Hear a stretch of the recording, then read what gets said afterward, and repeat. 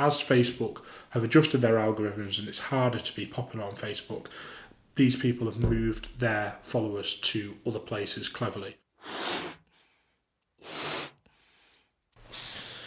Hello, wanted to have a quick chat today about what is a social media influencer. We've just put out a blog post about Ella Darby and Paul Stenson, so go and take a look at that.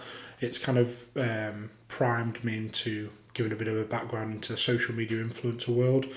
Obviously, influencing has been going on since day dot.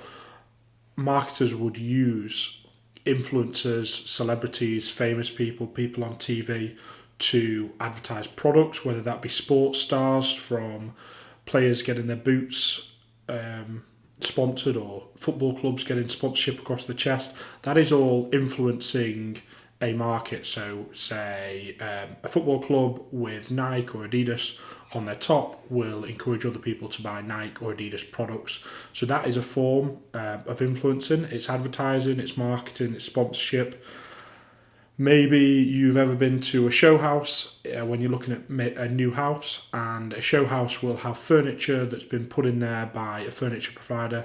That furniture provider often gives that furniture for free to the house builder in return for the hope that you will purchase your furniture from that company, and they're kind of influencing your decision when you're buying that house on the fact that you may like their furniture and how it's set up within that house.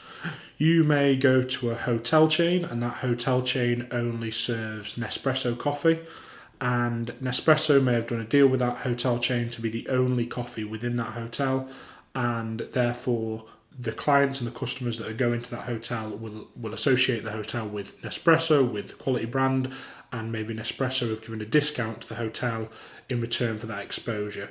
So these are all forms of kind of influencing and marketing that's been going on for many years.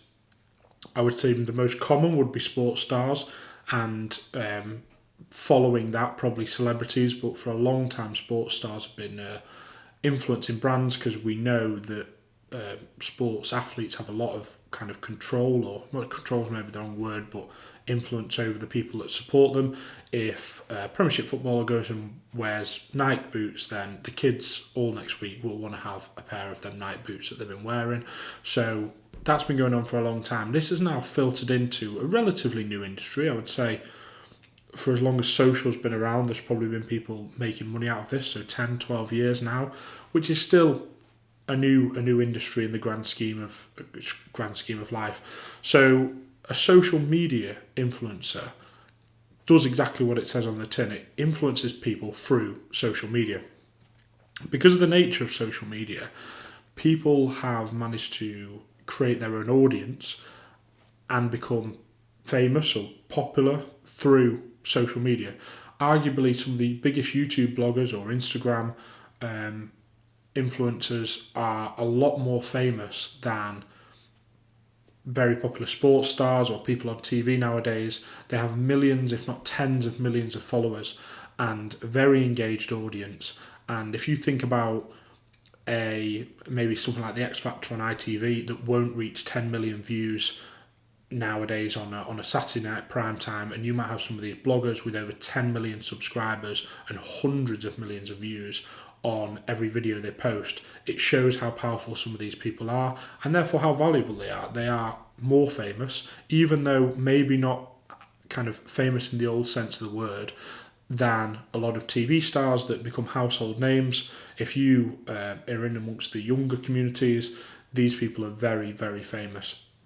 So if you are somebody trying to push a product to the generations, kind of Gen Y, Gen X, millennials, people that have grown up or always been around social media, and you've got one of these products that would be important to them, then this is a very popular way to go now. Somebody with even 1,000, 2,000 followers could be very, very powerful to your brand. If you've got a product that is, say, £10 or £20, maybe a new t-shirt, a new clothing line, maybe it's a food product, maybe you're launching a new restaurant, and you approach a lot of influencers in the areas that you're trying to market that have 1,000, 2,000 followers and just offer them your product for free, you can get a lot of exposure and traction on that product, and their audience are often really engaged. If you look at some people, maybe 15, 16, 17, 18, that have 1,000 followers, they will get a lot of engagement on their posts because all their friends are using this. Now, if you think that one of those people then goes and posts about a new restaurant or a new t-shirt or any new product that they've got their hands on, then their friends will be looking at that and their friends will want a piece of that action. So a lot of brands will go out, reach out to these people, give them something for free in either the expectation that they post, they might be contractually obliged that they have to post about the product, or some brands will just give them the stuff out and it's kind of seen as that's the thing you do. Some people won't post, some people do post, but the brands are giving out the product without an expectation of the post. Now this might be in the region of kind of 1 to 10,000 followers on Instagram, maybe similar sorts of numbers on YouTube. Twitter and Facebook have less so much of a pull on this, but certainly still have an effect. We all know that Facebook's organic reach is nowhere near as large at the minute as it used to be, and therefore people who built up influence on Facebook have, over the time, the clever marketer has been moving that influence into maybe email lists or text message lists or YouTube or Snapchat or Instagram. They move their subscribers around. So as Facebook have adjusted their algorithms and it's harder to be popular on Facebook, these people have moved their followers to other places cleverly. So we've talked about people that maybe have 1 to 10,000 followers getting free items in return for posting. Then you go up some levels. So you might have, say, 10 to 100,000 followers that not only may you get free stuff, you might get vouchers to use on websites, you might actually get paid, you may get discount codes in return for anyone that uses the discount codes. You get a cut of the profit that takes. So there's lots of ways that brands are now using social media influencers to push their products. If you go above that, 100,000, a million, 10 million, the prices go up from there. Now, this will depend on blogger to blogger and influencer to influencer how much this price is. Will also depend on which brands they're working with. Some people, for a brand that they really respect and like and love, their price will be a lot cheaper. For something that they're not so sure about, maybe they don't use as much, and their price will be higher. Now, our kind of top tips for influencers is to always be you. If you're trying to do this because you want to make a living out of it and you're just starting, it's probably not the best way to go about it. A lot of influencers and bloggers did this as a bit of a side project, a side hustle. They love doing it. They blog about stuff they enjoy. They had a job, or they had something else to do, or they were in school, or whatever, or they were already traveling and they wanted to blog about their traveling. And the money and the followers and the influence came after that. If you're going out there going, I want to do this because it looks like an easy life and I want to make money out of it, I don't think that's a very sensible option. You should do it because you love it, and the money will hopefully follow if that's the reason you're doing it. Some people don't do it for the money, and you will see they are the type of people that grow a huge influence very quickly because they're not trying to monetize their audience. They're always staying genuine, they're always staying themselves, and their audience will naturally grow a lot faster because the message they're getting across is a lot more genuine. So I would say don't get into it if you think it's going to be an easy life. Work hard, maybe get another job, do it on the side, blog about stuff you enjoy, meet up, chat to other bloggers.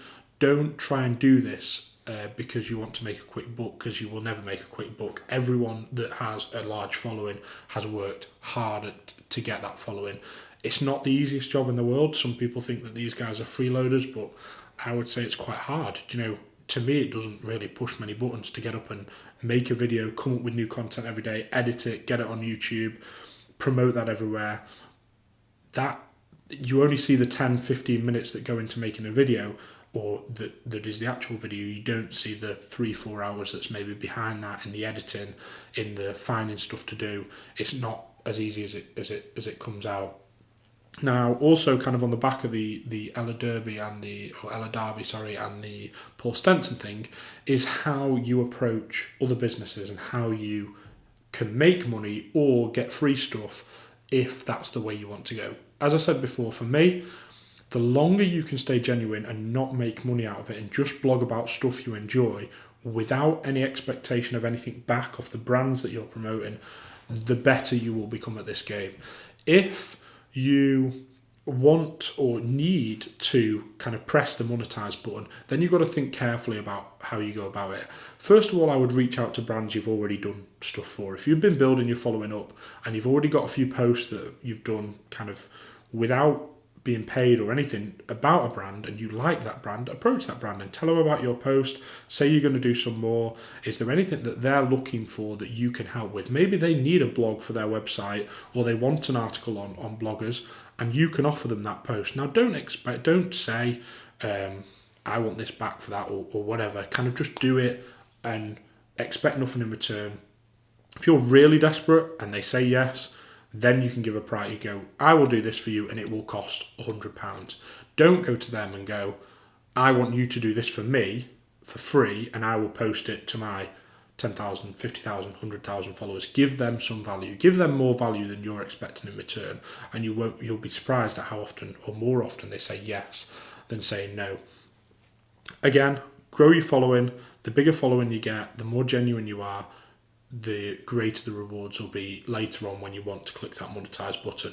And if you do want to click the monetize button and you've held out for long enough, you may only have to do 1 or 2 or 3 deals, and your whole feed is not filled full of promotional material. It's just filled full of genuine posts, and I believe that you'll make a lot more money out of that in the long term.